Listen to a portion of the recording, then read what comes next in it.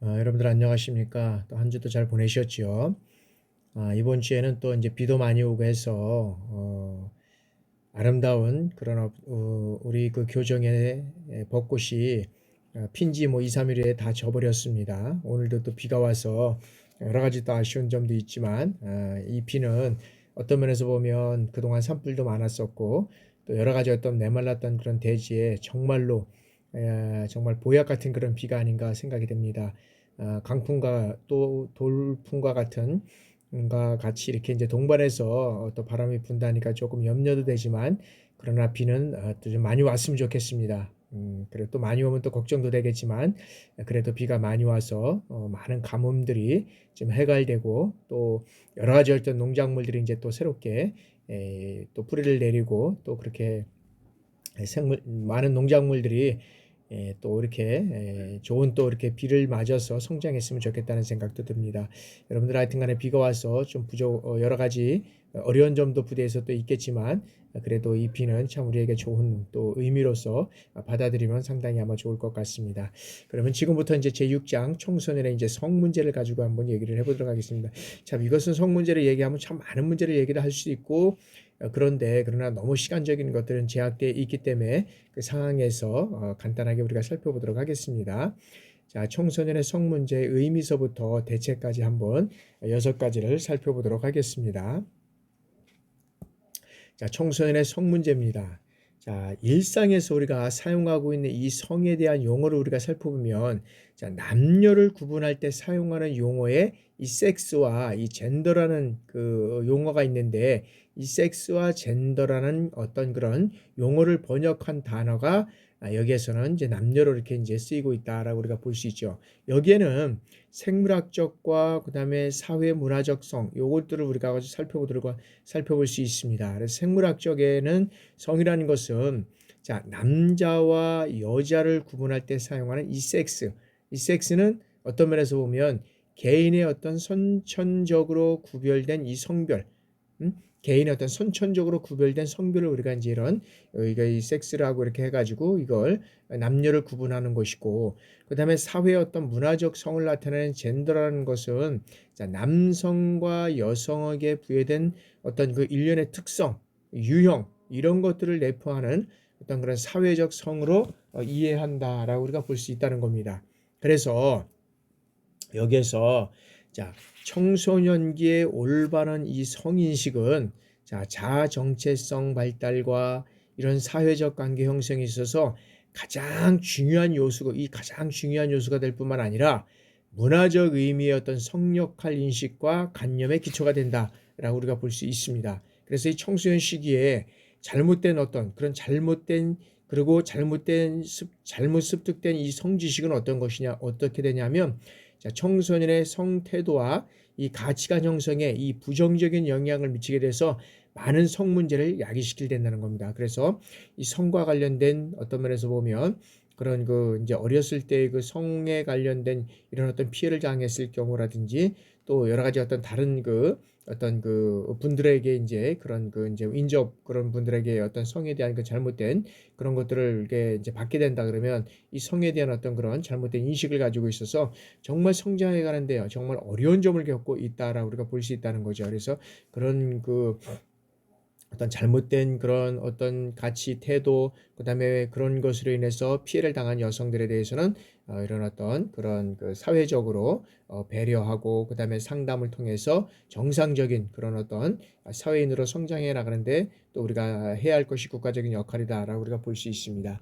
그래서 그 이제 우리 문화권에서도 이제 이런 문화를 우리가 이제 한번 살펴본다 그러면 우리 문화권에서는 섹스와 젠더를 모두 성으로 번역하고 있습니다. 그래서 이 성에서는 보면 어떻게 보면 우리가 이 본래의 의미는 뭐냐면 섹스와 그 젠더라고 얘기를 하고 있지만 실질적으로 우리의 문화과에서는 마음, 즉 마음심자와 그다음에 이 몸을 생각하는 이 생자를 우리가 마음과 어떤 몸을 생각하는 이런 것들로 표현할 수 있다. 그래서 다시 말해 뭐냐면 이 성은 마음과 이 몸을 합한 마음과 몸을 합한 그런 어떤 전체적인 인간 그 자체를 뜻한다 우리가 볼 수 있다는 거죠. 그래서 성행동이나 성적 쾌락만을 의미하는 것이 아니다라는 거죠. 그래서 여기에서는 단순한 어떤 면에서 보면 그 쾌락이나 그다음에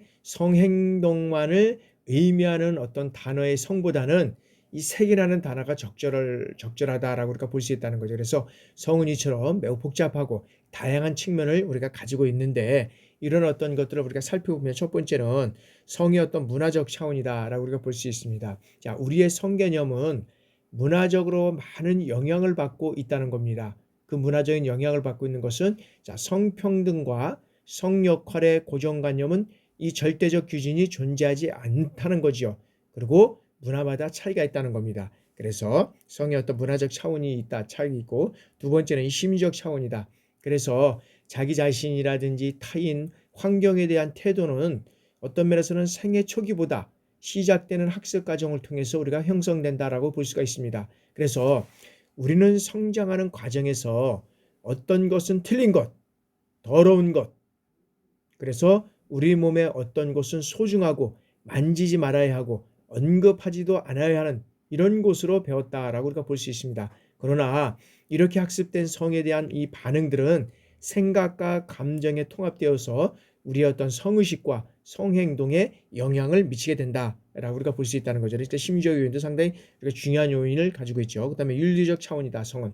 그래서 성의 윤리적 차원은 옳고 그름의 문제, 즉 뭐냐면 해야 하는지 말아야 하는지를 포함하는 것이 어떤 면에서는 이 윤리적 차원의 성이다라고 말씀드릴 수 있습니다. 그래서 윤리적 측면은 그 실용적인 가치의 근거를 두기도 하고 그 다음에 종교적 가치의 근거를 두기도 한다라고 우리가 볼 수 있습니다. 그러나 각 사람마다 성의 윤리적 태도의 근원은 어떻게 돼요? 다양하다라고 우리가 볼 수 있다는 겁니다. 그래서 그것이 무엇이든 사람들은 삶 속에서 윤리적 가치관에 따라 결정을 하게 된다라고 우리가 볼 수 있다는 거죠. 다음에 네 번째는 생물학적 차원이다.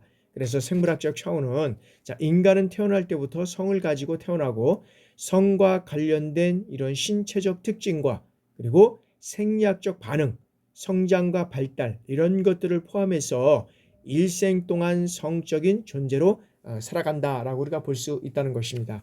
그래서 이와 같이 성에 대한 여러 가지 어떤 그런 다양한 개념이 존재함에도 불구하고 많은 청소년이 이 성이라는 단어를 연상할 때 어떻게 돼요? 성이라는 것을 우리가 연상할 때 보면 어떤 면에서 보면 이 성기와 그 다음에 어떤 성행위 이거를 중심으로 대부분 어떻게 보면 섹스라고 이것을 떠올리는 경우가 많이 있다는 거죠. 그래서 이 편협적 시간만으로 성을 이해한다면 어떻게 돼요?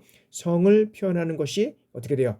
마냥 쑥스럽고 어색하게 된다는 거죠. 그리고 그거는 어떤 금기시되는 어떤 그런 측면이 있다는 거죠. 그렇게 되면 어떻게 돼요? 결국은 성적 고민을 어떻게 돼요? 이해하거나 이런 성 문제와 관련된 상담 요청도 꺼릴 수 있다는 겁니다. 그래서 이 청소년기의 올바른 성인식은 자아 정체성 발달과 그 다음에 사회적 관계 형성에 있어서 가장 중요한 요소가 될 뿐만 아니라 문화적인 의미의 어떤 그런 성역할 인식과 관념의 기초가 된다라고 우리가 볼 수 있습니다. 다음에는 이제 청소년 성문제 유형입니다. 그래서 이 성문제 유형에는 여러 가지가 있겠지만 어떤 면에서 보면 그 이제 음란물이라는 용어가 이제 우리가 이제 어떤 면에서는 이제 사용되면서 그것이 이제 어떤 면에서는 이제 그 국어 사전에서 이제 여러 가지 어떤 그 측면에서 이런 것들이 이제 잘못되게 사용된 것도 있는데 근데 우리나라에서 이 음란이라는 용어는 자, 음화반포라고 할 수 있는 어떤 재화, 그 다음에 음화제조 이런 것들을 규정한 것으로 형법에 명시되어 있었다. 그러면서 이제 이것이 법으로 명시되면서 정보통신망 이용 촉진 및 정보 보호에 관한 법률과 그 다음에 정보통신망 이용 촉진 및 정보 보호에 관한 법률 이런 것들을 통해서 이제 음란물을 음란한 부호라든지 문어, 음향, 화상 또는 영상을 배포, 판매하거나 임대하거나 그리고 공공연하게 전시하는 내용 이런 것들을 정의하고 있는 이러한 것들을 이제 법률로 명시하고 있다는 거죠. 그런데 형법에서는 어떻게 되냐면 자, 음란물의 개념은 법 해석상 어떤 특정한 이 성적, 이 성표현물이 음란물에 해당하는지 여부를 판단하기에 모호한 것, 이런 것들이 이제 형법에서 있다는 거죠. 그러나 여러 가지 어떤 그런 이제 청소년 그런 그 여러 가지 어떤 음란이 된 것은 일단은 우리나라에서 형법, 그다음에 이제 여러 가지 어떤 그런 그 통신망 그 이용, 정보통신망 이용 촉진 및 정보보호에 관한 법률에 따라서 이제 이런 것들이 명시되어 있어서 이제 이런 것들이 나눠져 있고, 그러면 그 유형들이 어떤 것이 있는 걸 한번 우리가 살펴보면, 자, 첫 번째는 사이버 음란물 중독입니다. 그래서 여기에는 자, 청소년의 사이버 음란물 중독은 유형별로 보면 여기는 야사, 즉 야한 사진, 그다음에 야설, 야한 소설, 야게임, 음란 게임, 컴색, 음란한 대화, 야동, 야한 동영상, 그 음란 사이트 배너 광고, 음란물 판매 광고, 이런 것들을 통해서 이제 여러 가지 어떤 것들을 접촉할 수 있다는 거죠. 그래서 여러 가지 어떤 그런 그 행동 단계를 우리가 한번 살펴보면, 자, 이 중독 단계에서는 자, 음란물을 계속 보면 결코 좋지 않다는 걸 알면서도 어떻게 돼요? 이 성이 환상적이고 자극적인 느낌을 떠올리기 위해서 계속 어떻게 돼요? 음란물에 의지하며 살아갈 수밖에 없다는 거죠. 그리고 이 상승 단계에서는 자, 음란물의 상습적 이 탄닉과 접촉에 의해서 성적 자극의 기대치가 점점 높아지면서 더 강력하고, 그 다음에 자극적인 것을 원하게 되는 경우가 있다는 거죠. 그 다음에 불감증의 단계에서는 자, 음란물을 보면 볼수록 어떻게 돼요? 처음에 느꼈던 이런 강한 자극이 사라지게 되는 단계다라고 우리가 볼 수 있다는 거죠. 그 다음에 성적 행동의 단계에 있어서는 자, 혼음, 관음, 노출, 강간, 그 다음에 가학적 성관계, 아동 성폭력, 이런 어떤 자신의 음란물에서 보았던 이 장면들을 실행에 옮기는 단계입니다.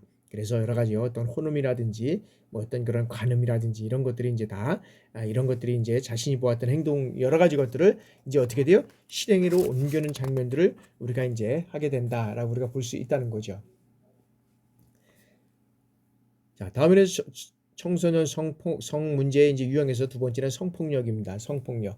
자, 성희롱 관련 현행법에 의해서 여기에서는 이제 우리가 그 양성기본법이라든지 국가인권위원회법 뭐 이런 것들을 통해서 이제 여러 가지 어떤 그 대법원의 그 여러 가지 어떤 그런 요약을 통해서 우리가 이제 한번 살펴보면 여러 가지가 있겠지만, 일단 성폭력이라는 것은 뭐냐면 이 성을 매개로 상대방의 의사와 반대돼서 이루어지는 모든 언어적, 신체적, 정신적 폭력을 의미한다라고 우리가 볼 수 있다는 거니까, 그러니까 성이라고 했을 때 우리가 보면 어떤 신체적인 것들만 우리가 얘기를 할 수 있는데, 그러나 그게 아니라 여러 가지 이 상대방의 의사와 반대돼서 이루어지는 언어적, 신체적, 정신적 폭력을 의미한다는 거죠. 그래서 여기에서는 이제 성희롱과 성추행도 같이 이러한 어떤 유형에 포함된다라고 우리가 볼 수 있다는 것입니다.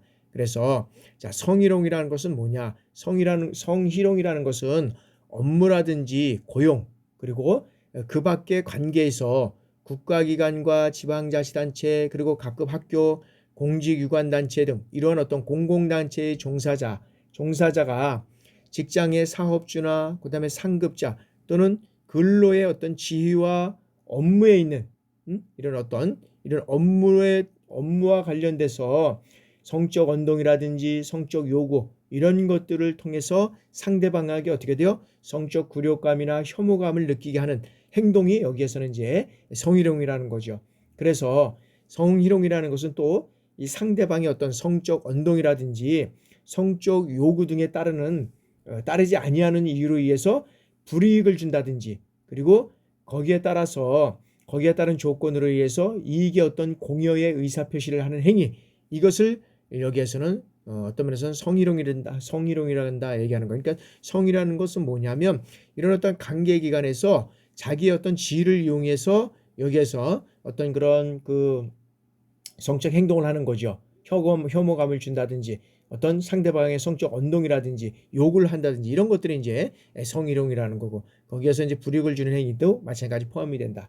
그러면 또 성추행은 뭐냐? 성추행은 강제추행과 준강제추행이라고 나눠볼 수 있는데, 자, 강제추행은 뭐냐면 폭행이라든지 협박으로 인해서 사람을 추행해서 성립하는 범죄, 예? 사람을 추행해서 강제로 추행하는 거죠. 그죠? 그러면 이 사람들은 형법에 의해서 10년 이하의 징역 또는 1,500만 이하의 벌금에 처해진다. 그러니까 강제 추행한다 그러면 나는 이건 어떤 면에서 10년 정도였던 거지만 1,500만 원은 금액이 너무 작다라고 우리가 볼 수 있다는 거죠. 그러면 자, 강제 추행은 일반적으로 이 성추행 행위로 범죄로 정한 것으로 우리가 이제 어떤 그런 법률상 용어로 우리가 사용될 수 있다. 그래서 성희롱과는 폭행이나 협박 이런 것들을 수단으로 해서 추행하는 것에 약간의 그 차이가 이제 있지만 그런 것을 우리가 이제 얘기를 할 수 있고요. 그다음에 이제 이 성폭행은 자, 성폭행은 뭐냐면 당사자의 의사에 반대되는 이 성적인 폭력 행위다. 그래서 여기는 어떻게 했습니까? 여기는 강간죄라든지 중강간죄, 유사강간 이런 것들이 포함된다는 거죠. 그래서 강간은 뭐 폭행이라든지 협박을 통해서 상대의 의사와는 반대로 강제 교접행위, 이 교접행위를 하는 것이 성폭행이다라고 우리가 볼 수 있다는 거죠. 그래서 이러한 청소년 성폭행은 자, 만 13세에서 19세까지 청소년을 대상으로 해서 가해자에 의해서 성희롱이라든지 성추행, 성폭력 이런 어떤 성을 매개로 상대방의 의사와는 전혀 반대로 상대방의 의사와는 전혀 무관하게 이루어지는 모든 언어적, 신체적, 정신적 폭력을 우리가 여기서 성폭력이라고 한다. 그러니까 성폭력이라고 하면 우리가 어떤 면에서 신체적 폭력만을 우리가 의미하는데 그게 아니라는 거죠. 그래서 성폭력을 여러 가지 어떤 의미를 잘 이해하고 여러분들이 부대 내에서도 잘 고려해서 써야 된다. 그래도 잘못하면은 이 성폭력이라 해서 나는 신체적인 접촉을 안 하고 신체적인 어떤 그런 것들을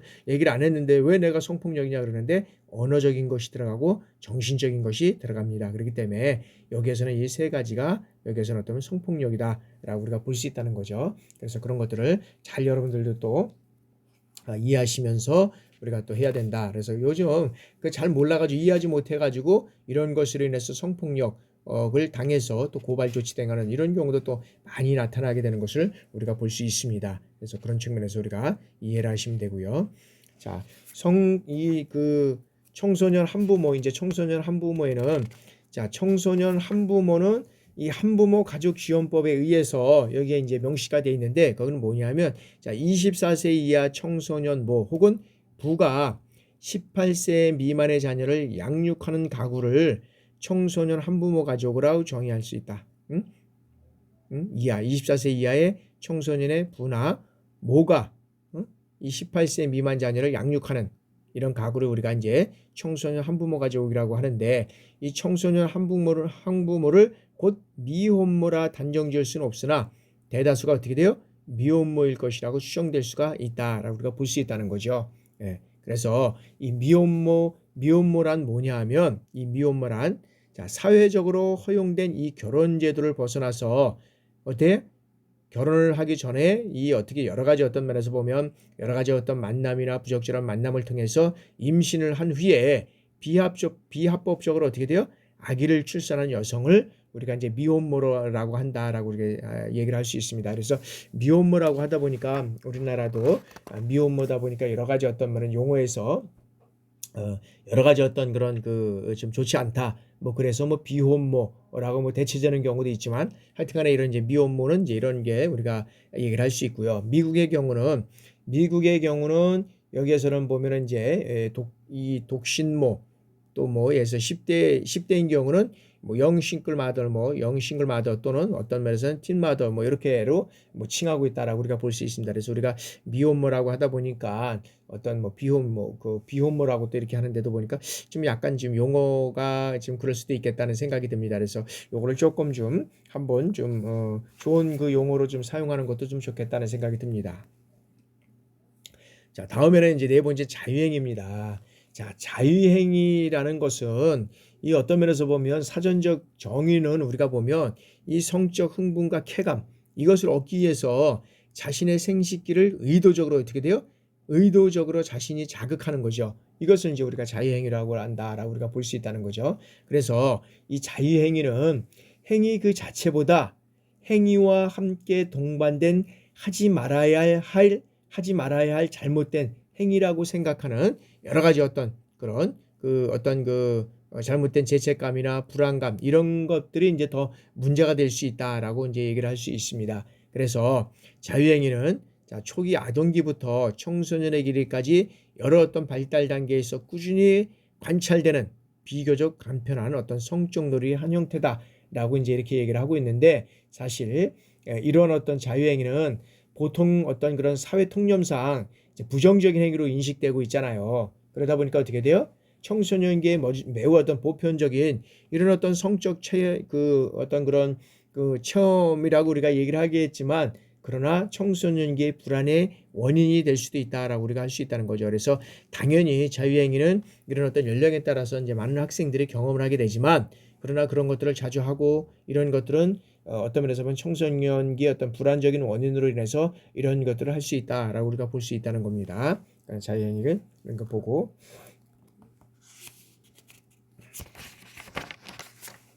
자, 다음에는 이제 성매매입니다. 자, 성매매는 자, 성매매, 알선 등 행위의 처벌 등에 관한 법률에 따라서 불특정인을 상대로 뭐 금품이라든지 그밖에 어떤 재산상의 이익을 수수하거나, 그다음에 수수하기로 약속하고 어떻게 돼요? 성교하는 행위. 그다음에 또 뭐가 있죠? 구강. 그다음에 학문. 이런 어떤 신체 일부라든지 그다음에 도구를 이용한 어떤 유사 성행위 중에 하나가 여기에서는 어떤 성매매다라고 우리가 볼 수 있다는 거죠. 그래서 이 성행위나 성행위를 하거나 그 상대방 어떤 이런 것들을 통해서 이제 이루어져가는 것을 우리가 이제 성매매라고 하는데, 이러한 성매매는 자, 아동 청소년의 이 성을 사는 행위, 이 사는 행위라고 우리가 또 얘기를 할 수 있는데, 자, 아동 청소년의 성을 사는 행위를 알선한 자 또는 아동 청소년을 실질적으로 보호 감독하는 가는 자 등에게 금품이나 그밖에 어떤 재산상의 이익이나 직무상의 편의, 제공, 대가 이런 것들을 제공하라 약속한 경우를 우리가 포함된다는 거죠. 그래서 이제 보면 어떤 여러 가지를 편의를 제공하면서 성을 매매하는 거죠. 그렇죠. 내가 너 이만큼 뭐 어떤 면 먹여주고 재워주고 입혔으니까 나에게 어떤 면에서 보면 그런 것들을 대가를 지불해라. 그 대가는 뭐냐? 성으로 대가를 지불해라. 이런 것들이 이제 어떤 성매매가 된다는 거죠. 그러나 이 성매매는 실질적으로 보면 아동 청소년의 선을 이제 이렇게 사고하는 행위가 실질적으로 이루어져 가고 있지만, 이런 일반인의 어떤 성적 수치심이나 혐오감을 일으키는 이 행위라든지 그다음에 자유행위 중에 어느 하나에 해당되는 행위로 인해서 아동이나 이 청소년을 대상으로 하거나 그다음에 아동 청소년을 하여금 어떻게 돼요? 하여금 하게 되는 이런 행동을 우리가 이제 여기에서는 이제 얘기를 할 수 있다라고 볼 수 있습니다. 그래서 여기에서 보면 피해 아동이라든지 청소년 이런 그 아동 청소년의 성을 사는 행위, 이 피해자가 되는 아동이나 청소년을 우리가 이제 그 청소년의 어떤 성을 사는 어떤 피해자라고 우리가 볼 수 있는데, 여기에서 보면 여러 가지 어떤 그 행위의 상대방이 실질적으로 보면 이 청소년이라는 것은 실적으로 보면 어떤 측면에서 보면 이런 것들의 어떤 그런 직무를 제공하고 이런 것들을 약속해서 이루어지는 경우가 또 많이 있다. 왜 그러냐면 청소년들은 실질적으로 예를 들어서 뭐 일탈도 우리가 배웠고 탈선도 배웠고 가출도 배웠고 이렇게 했잖아요. 그런 것들을 통해서 외부에 나오게 되면 어떻게 돼요? 여러 가지 자기가 살아가는데 어려운 점이 있잖아요. 그러니까 이런 직무를 제공하고 편의를 제공해 준다 그러면 이 학생들은 뭐 최고의 어떤 면에서 선의가 아니겠습니까? 근데 이 선의가 어떻게 돼요? 이 성매매로 이루어지는 경우가 있다는 거죠. 그래서 이런 어떤 피해를 당하지 않도록 우리가 실질적으로 성매매에 대한 어떤 그런 것들을 자세히 알려주고 그러한 내용들을 우리가 또 교육할 필요가 있다라고 우리가 볼 수 있습니다. 다음에는 이제 이런 동성애인데, 요즘 시끄럽게 이제 뭐 동성애들이 많이 이제 이루어지고 또 이제 TV나 여러 가지 어떤 매스컴에서도 뭐 게이라고 해가지고 이런 어떤 남성과 남성, 여성과 여성 간의 어떤 그런 이런 어떤 것들을 통해서 이루어지는 이런 것들이 많이 있는데, 실질적으로 보면 여기에 보면 이 동성애는 기본적으로 남성 또는 여성으로서 어떻게 돼요? 남성, 여성으로서 어떤 그런 그 자신의 어떤 그런 그 성의 어떤 정체성을 유지하고 사회에서 어떻게 되죠? 기대되는 방식으로 성 역할 행동을 한다라고 우리가 볼 수 있다. 그러나 성과 애정의 관계에 있어서 보면 어떻게 되냐 보면 자신과 같은 성을 선호하고 지향하는 것을 우리가 이제 이 동성애라고 그러잖아요. 그래서 자신은 어떤 생물학적 성과 그 정체성을 부정하지 않고 자신과 성이 동일한 이 상대에게 성적 지향을 갖는 이 성적 지향을 갖는 것이 이제 동성애다라고 이제 얘기를 하고 있지만, 자, 동성애자들은 호모라는 성차별적 용어보다도 행복한, 유쾌한 이러한 뜻을 가진 어떤 게이라는 단어를 쓰면서 스스로를 지칭하고 그들만의 어떤 그런 동성애, 즉 사랑을 표현하고 있다라고 우리가 볼 수 있다는 거죠. 그러나 이 동성애는 상당히 이제 이 법적으로 간다 그러면 상당히 어려운 점이 있습니다. 그래서 이 이제 동성애가 이제 동성애법이 이제 개정이 된다 그러면 실질적으로 보면 이제 예를 들어서 이거예요. 이제 목사님들에게서 어느 이제 예를 들어서 남자가 결혼을 하겠다고 이제 와서 결혼 주례서를 써달라고 합니다. 그러면 안 써요. 그러면 어떻게 돼요? 이는 평등법에 의해서 동성법에 의해 가지고 이거는 처벌을 받게 된다는 거죠. 엄청난 이런 것들이 우리가 이면에는 또 있다는 거죠. 그래서 상당히 우리가 이 동성애는 우리가 정말 또 이루어져서는 안 되는 이러한 상황인데, 지금은 버젓이 뭐 서울시청에서도 이 퀴어 축제가 이루어지는 이런 상황들을 우리가 볼 수 있다는 거죠. 그래서 보면 이런 어떤 성적으로 문란하고 그다음에 어떤 성적 문란은 그 이전에 여러 가지 어떤 약물 복용인가, 요즘 뭐 베네수엘라를 얘기를 많이 하잖아요. 우리가 이제 우리나라도 어떤 면에서 보면 약품, 특히 이제 어떤 그 마약의 어떤 그 청정 지역이 아니다. 그래서 베네수엘라는 뭐 거리에서 그런 어떤 그 비틀대고 이런 쓰러지는 그 좀비 같은 이런 현상들이 일어나는 경우가 많이 있다고 막 우리가 보도를 하고 있잖아요. 그러니까 우리나라도 이걸 막지 않으면 엄청난 지금 사회적인 어떤 그런 역할, 이런 어떤 사회적인 보상이 아마 엄청나게 투자될 것이다라고 우리가 보고 있다는 거죠. 그래서 현 정부에서는 마약과의 어떤 전쟁을 선포하고 지금 대단위로 일단 그 마약 청도 뭐 어떤 신설해 가지고 이제 단속을 하겠다 이제 이렇게 이루어져 가고 있는데, 하여튼간에 이런 어떤 비상식적으로 이루어지는 걸로 인해서 우리 어떤 그런 정신적인 뿐만 아니라 몸도 여러 가지 어떤 그런 그 여러 가지 질병으로 또 문제가 되는 경우가 많이 있습니다. 그런 것들을 통해서 우리가 상당히 이제 이런 비정상적인 것이 정상적으로 이루어져 가야 되는데, 자꾸 비정상적인 것이 정상적으로 이루어져가는 이런 현상들을 보게 됩니다. 그래서 퀘어라는 이 용어는 자, 이상한, 비정상적인이라는 의미에서 출발하였는데, 현재는 어떻게 돼요? 동성애자들로 스스로 정체성과 자부심을 드러내는 이런 용어로 사용하고 있다라고 볼 수 있다는 거죠. 그러니까 이런 것들을 이제 버젓이 내줘놓고 이제 얘기를 하고 있다는 거죠. 그런 측면에서 상당히 우려를 하고 있습니다. 그래서 여기서 이 동성애는 자신의 성적 지향을 의심하거나 스스로 동성애자임을 인정하는 청소년 중에서 동년배들 사이에서 이 괴롭힘의 대상이자 희생양이 되기도 쉽다는 거죠. 그러니까 나는 예를 들어 동성애자 그래가지고 뭐 어떤 면에서는 약한 사람하고 같이 뭐 이렇게 뭐 같이 다닌다든지 같이 여러 가지 이상한 행동을 한다든지 이런 것으로 인해서 상대방의 어떤 괴롭힘이 되고 희생양이 될 수 있다는 거죠. 그래서 한국 성과학연구협회에서 제시하는 어떤 동성애의 특징을 우리가 한번 살펴보면 어떤 것들이 있냐면 이제 이런 거는 거죠. 첫 번째는 뭐냐면 마음에 이성이 아닌 이 동성을 향한 성적 끌림이 있어야 된다는 거죠. 이 동성이라는 것은. 그리고 두 번째는 뭐냐면 그 동성을 향한 성적 끌림을 어떻게 돼요? 실제로 행동으로 옮겨서 동성과의 이 어떤 이 성적인 관계를 갖는 거예요. 성적인 관계를 맺는 겁니다. 그리고 세 번째는 청소년기에는 어떻게 돼요? 자신이 스스로 동성애자로 인정하는 동성애로서의 어떤 이런 성 정체성을 갖게 된다라는 거예요. 그래서 청소년기는 자신의 어떤 성 정체성의 어떤 그 스펙트럼이 어디에 위치하는가를 어떤 질문하는 시기인데, 이 청소년들 가운데는 어떻게 돼요? 자신이 동성애에 관심이 있거나 이런 성적인 끌림이 반복적으로 이루어질 때 자신이 동성애가 아닐까 의심한다는 겁니다. 하지만 이 청소년기에는 어떻게 돼요? 실제 동성애 경향보다는 동적 지향적 경향이 어떤 보이는 경우가 있잖아요. 우리가 이제 서로 그죠? 우리가 이제 친구 관계다 보니까 우리가 그런 관계를 있을 수 있습니다. 그러나 자신의 어떤 성적 지향을 의심하거나 스스로 동성애자임을 인정하는 이 청소년들 중에는 여러 가지 어떤 그런 동년배들과의 어떤 관계 속에서 괴롭힘을 당하고 희생양이 된다. 아까도 말씀드렸죠. 그래서 이로 인해서 어떻게 돼요? 사회적 관계가 축소될 수 있다는 겁니다. 그래서 여러 가지는 여기에 그 어떤 정서적이나 행동적 적응에 어려움을 겪을 수 있다는 겁니다.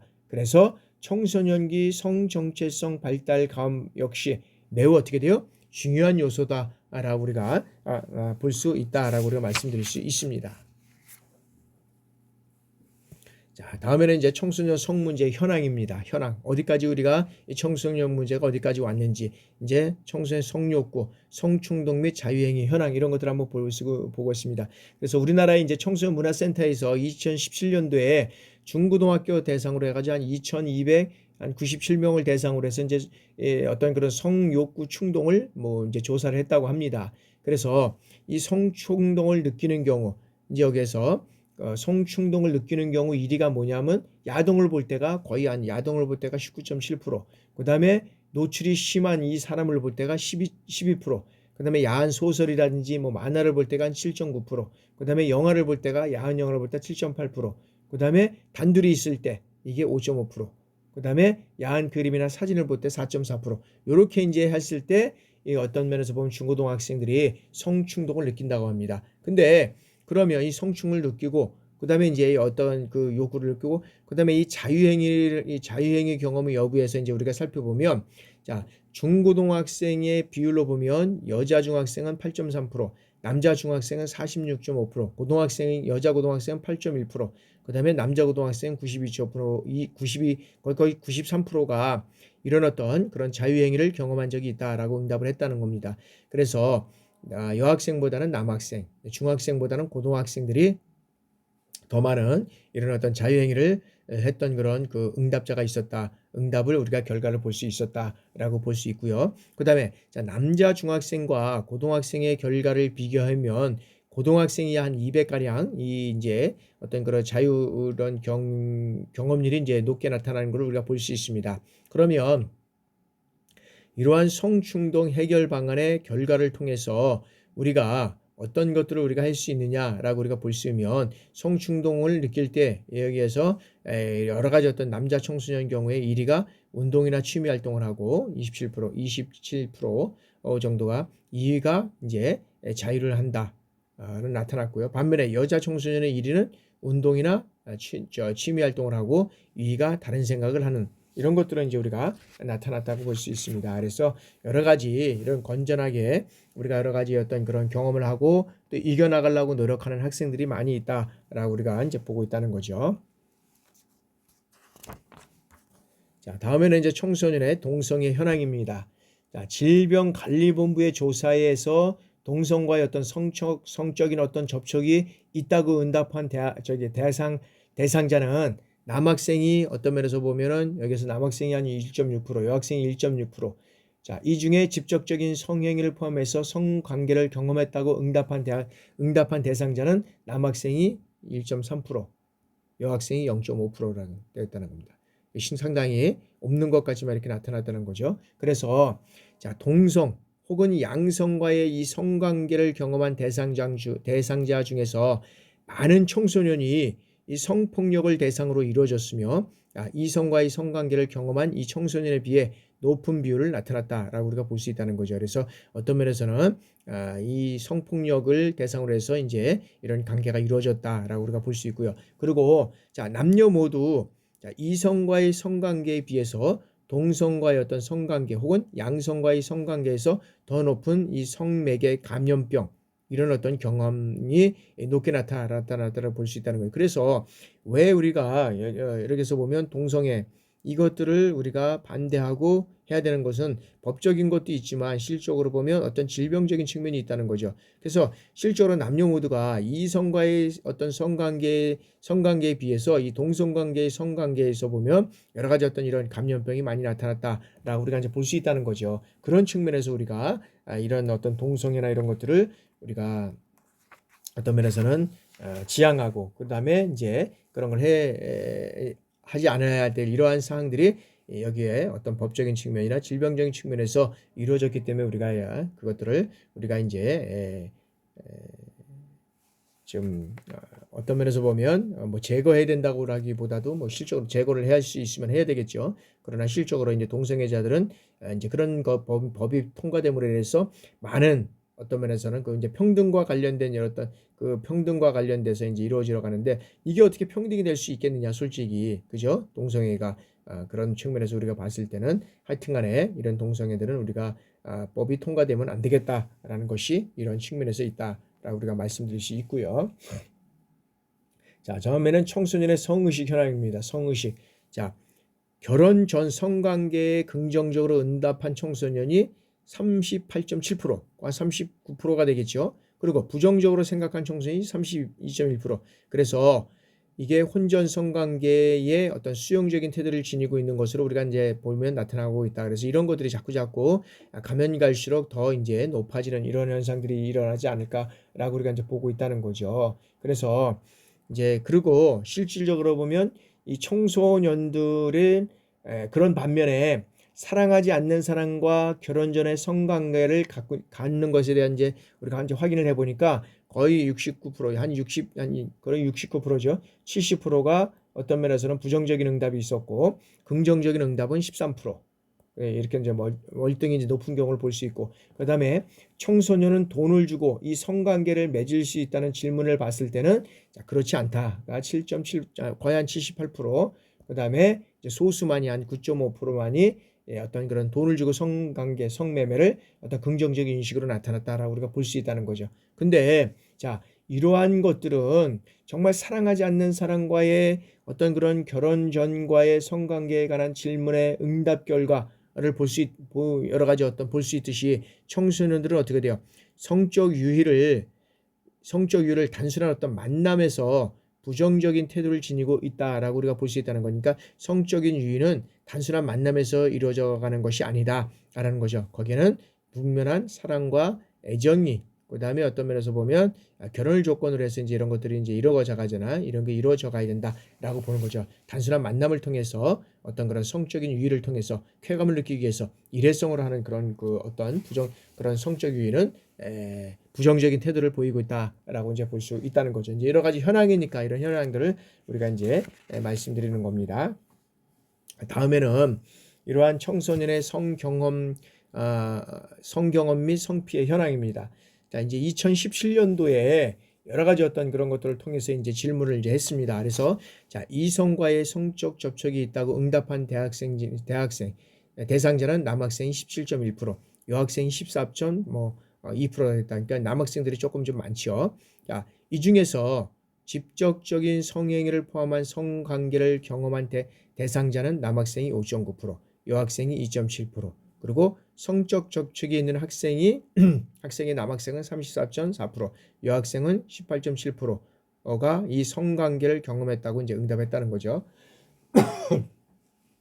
그래서 실질적으로 보면 이런 것들이 이제 자꾸 이제 더 확대돼 가고 있다라고 우리가 보고 있다는 거죠. 그래서 성에 대한 어떤 그런 것들을 개념을 다시 한번 우리가 정립을 해야 되지 않을까 하는 생각을 해보게 됩니다.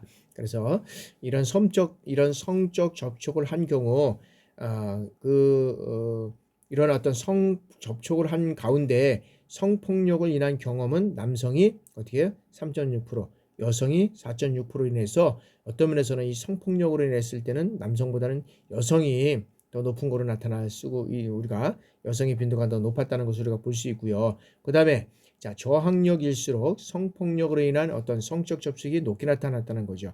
그리고 이성과의 어떤 성관계에서 성폭력에 의한 피해는 남성이 어떻게 돼요? 9.6%, 여성이 14.0%로서 자, 성적 접촉에 비해 더 높은 구성비를 보였고, 여기에서 저학년인 경우에 어떤 면에서는 더 높은 이런 어떤 그 피해율로 조사되는 이러한 현상을 우리가 이제 볼 수 있다라고 이제 볼 수 있습니다.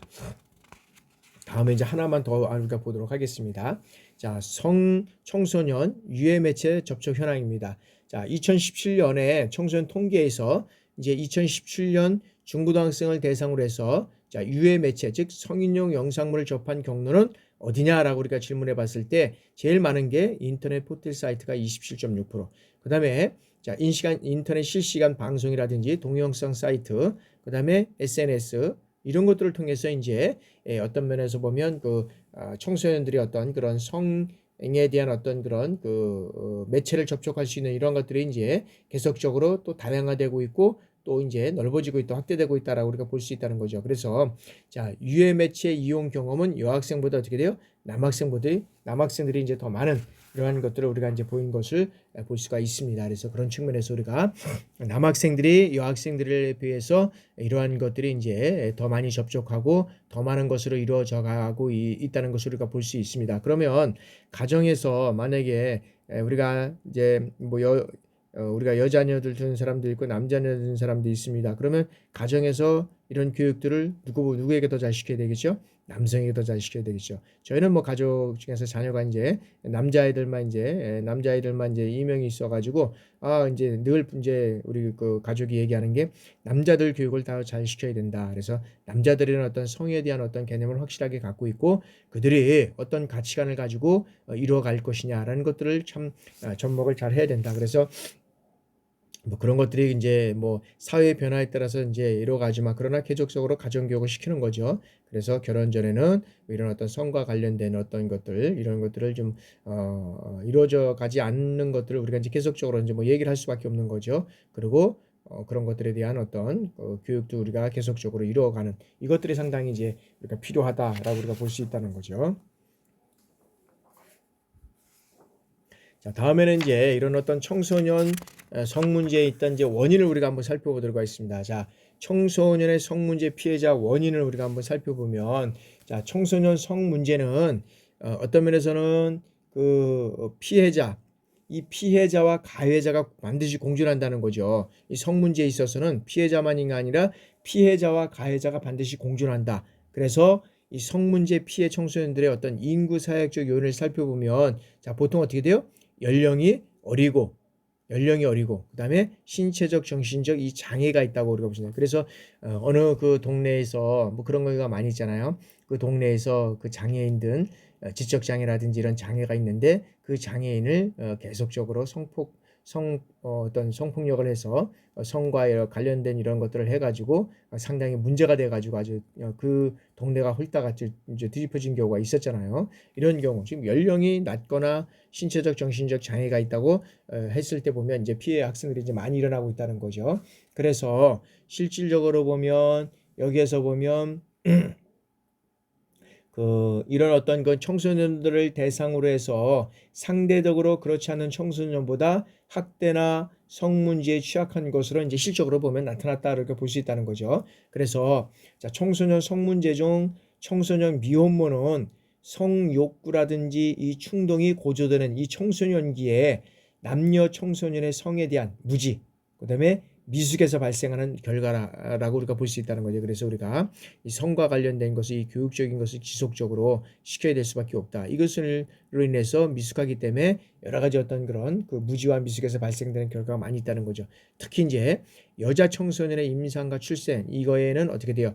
취약한 가정 환경이라든지 학업 중단, 낮은 어떤 피임 실천 이런 것들을 통해서 이루어져 가고 있다는 거죠. 그래서 자, 여자 청소년의 이 성매매의 배경으로 주로 누구를 얘기하냐면 자, 부모나 가족 간의 어떤 갈등 그리고 가정 폭력 그다음에 정서적, 신체적, 성적 학대, 그다음에 방임 이런 것들을 통해서 이루어갈 수 있다는 겁니다. 그래서 이런 어떤 청소년의 성문제의 원인은 여러 가지 우리가 말씀드렸지만 여러 가지 인구 사회학적 요인을 살피면 연령이 낮고 신체 정신적 장애가 있는 이러한 것들이 그렇지 않은 그런 경우보다는 상당히 이런 것들이 높아질 수밖에 없다라는 것이고 그런 어떤 출산 배경에는 여러 가지 어떤 이런 환경적인 요인이 있고 그다음에 이런 어떤 성매 배경으로는 여러 가지 어떤 부모나 가족 간의 갈등이라든지 폭력, 그런 정서, 신체적 어떤 성적 학대라든지 방임 이런 것들이 동시에 또 이루어져 가고 있다라고 우리가 볼 수 있다는 거죠.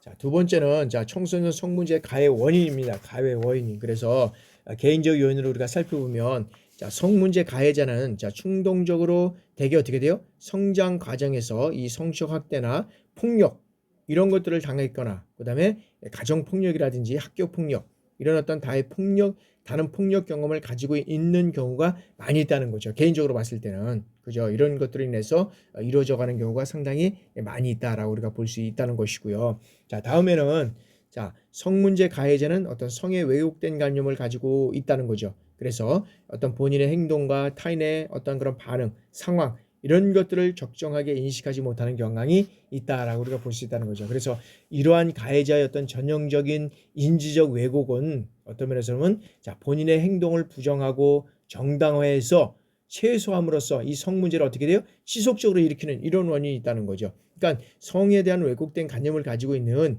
이런 학생들은 계속적으로 이 그 어떤 본인의 행동을 부정하고 있다는 거죠. 그것을 정당화하고 이것을 부정한 것을 정당화하고 그다음에 최소함으로써 성 문제를 계속적으로 일으키는 요인 이런 것들이 일어나고 있다라고 우리가 이제 볼 수 있다는 거죠. 자, 다음에는 이제 가족 요인과 사회의 어떤 문화적인 요인을 우리가 한번 살펴보도록 하겠습니다. 자, 첫 번째 환경적인 이제 가해자 요인으로서 아까는 이제 개인적인 문제였고 환경적인 요인으로서 우리 가정적인 요인을 우리가 살펴보도록 하겠습니다. 자, 가정적인 요인은 청소년의 성 문제의 가해자의 가족 요인은 대개 어떻게 돼요?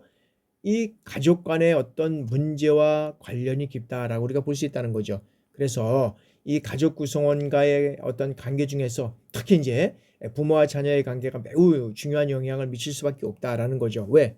부모와 방임이라든지 지나친 간섭과 통제, 그다음에 양육 방식, 그다음에 부모와의 어떤 대화 부재, 그다음에 불안정한 어떤 애착 관계, 원활하지 못한 의사소통 이런 것들을 통해서 자녀에게 부정적인 어떤 면에서 보면 이 영향을 미친다는 거죠. 그리고 가족 내에서 폭력 경험이라든지 확대 경험을 가해자의 어떤 성문제 행위와도 밀접한 연관성을 가지고 있다라고 우리가 볼 수 있다는 거예요. 그래서 실질적으로 보면 특히 이제 우리가 이제 계속적으로 이 청소년의 어떤 그런 보호와 문제를 우리가 보면 제일 중요한 것은 어떤 면에서는 가정이죠, 가정. 그 가정에서도 부모, 그래서 부모. 그래서 너무 어떤 그런 통제된 가정, 그런 가정 속에서 우리가 어떤 부모의 양육을 하게 된다 그러면 자녀를 양육한다 그러면 그런 거에서 뛰쳐나오고 그런 것으로 인해서 어떤 폭력이 발생이 되고 그 폭력은 곧 어디로 이 성문제 이런 어떤 행위와 밀접한 연관성을 가지고 있다라고 우리가 볼 수 있다는 거죠. 그래서 이러한 문제가 상당히 이제 우리가 심각한 문제를 이제 우리가 가져올 수 있다라고 이제 볼 수가 있다는 거죠. 그래서 이제 특히 이제 어떤 그런 그 성에 지나치게 이제 억압을 받거나 확대를 당했을 경우에도 이제 매우 이제 이런 어떤 그 밀접한 영향을 미치게 된다는 거죠. 그래서 아주 어렸을 때부터 뭐 어떤 그런 그 성에 대한 어떤 억압, 어떤 학대 뭐 이런 것들을 이제 당하게 되면은 상당한 이제 이런 밀접한 경험이 이제 있을 수 있다. 그래서 이제 부모 간에도 이제 어떤 면에서는 부가 모에 대해서 이제 이런 어떤 확대를 가한다든지 뭐 이렇게 된다 그러면 여기에 대한 어떤 그런 그 자녀에 있어서도 이런 어떤 그런 현상들이 나타날 수 있다라고 이제 볼 수가 있다는 거죠. 자, 이제 다음에는 이제 뭐냐면 그 사회 문화적인 요인입니다. 사회 문화적인 요인. 자, 이러한 성 문제는 개인의 어떤 생물학적인 그 요인만으로는 설명할 수 없다라고 우리가 볼 수 있다는 거죠. 그래서 다양한 요인 중에서 간과할 수 없는 것이 바로 뭐냐면 이 복잡한 사회 문화적인 요인이다. 복잡한 사회적인 문화적인 요인이다. 그래서 여기서 성 문제의 원인에 직접적인 영향이 된다고 할 수는 없으나 그러나 인간은 그 시대의 어떤 그런 사회 문화적 환경에 영향을 받으며 살아가는 존재이기 때문에 또 이를 간과할 수는 없다라고 우리가 볼 수 있다는 거죠. 그래서 이런 맥락에서 이런 사회 문화적인 요인에서는 이 성 문제는 가부장적인 사회 분위기, 가부장적인 이 사회 분위기의 어떤 이중적인 이런 어떤 성윤리의 의식과 여성을 하나의 어떤 그런 성적 대상물로 인식하는 문제, 그리고 향락적 태폐 문화의 범람, 그리고 대중매체의 어떤 선정적이고 폭력적인 이런 상업 음란물의 만연, 그 다음에 정부의 어떤 미온적인 다용성 체계 이런 것들로 인해서 실질적으로 보면 여러 가지 어떤 사회적인 그런 어떤 문화적인 요소가 일어날 수 있다라고 우리가 볼 수 있다는 거죠. 그런 측면에서 우리가 이런 어떤 성 문제는 여러 가지가 있겠지만 특히 이제 최근에는 어떻게 되느냐면 그 인터넷과 어떤 스마트폰 이런 것들로 인해서 스마트 기기의 발달로 인해서 과거에 비해서 어떻게 됩니까? 이런 성 관련 정보들의 접근성이 매우 높아졌다는 거죠. 그리고 뭐 무분별하게 뭐 시간과 이런 어떤 장소를 불문하고 그리고 여러 가지 어떤 쏟아져 나오는 각종 방대한 정보 성 관련되는 이런 어떤 문화들 이런 어떤 정말로 청소년들에게 지나치게 어떤 자극적이고 어떤 성정적이고 폭력적인 이러한 어떤 요소가 이러한 어떤 강조된 정보들이 대부분 뭐 그냥 쏟아져 나온다는 거죠. 그래서 이러한 정보들을 성의 어떤 판단력이 미숙한 청소년들이 접할 경우에 어떻게 됩니까? 성의 왜곡된 인식을 가질 수 있다라고 우리가 볼 수 있다는 겁니다. 따라서 단순한 호기심을 넘어서 어떻게 돼요? 모방하고 행동까지 옮길 가능성이 매우 높다라는 겁니다. 그래서 학교와 주택가 주변에 이런 어떤 접근이 용이하게 또 어떻게 돼요?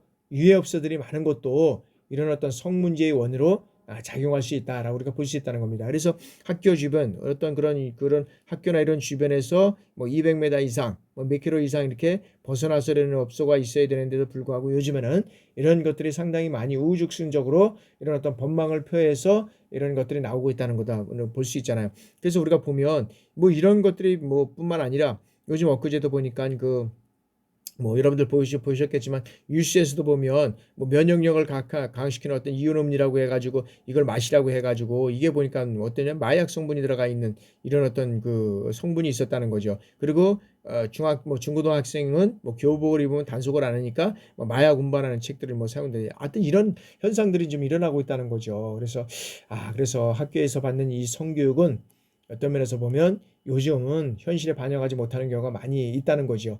그래서 여러 가지 어떤 인터넷과 관련된 여러 가지 어떤 그런 관계들, 그다음에 어떤 이제 그것을 넘어서 뭐 성관계나 임신, 출산 이런 것들을 어떤 그런 부모나 어른에게는 이제 어떤 면에서는 이제 질문하는 경우가 있겠지만 이런 것들을 알아보는 것들도 다 인터넷에 물어보잖아요. 그러다 보니까 여기에 대한 충분히 이런 것들을 통해서 청소년들이 습득해 나가는데 우리가 거기에 따라서 또 이런 어떤 가해 학생이나 피해 학생이 발생되지 않도록 우리가 청소년의 어떤 성 문제는 정말로 어떤 면에서 보면 과하게 우리가 또 어떤 면에서는 지적을 하고 또 우리가 교육을 해도 좀 부족함이 없지 않나 이렇게 생각을 하게 됩니다.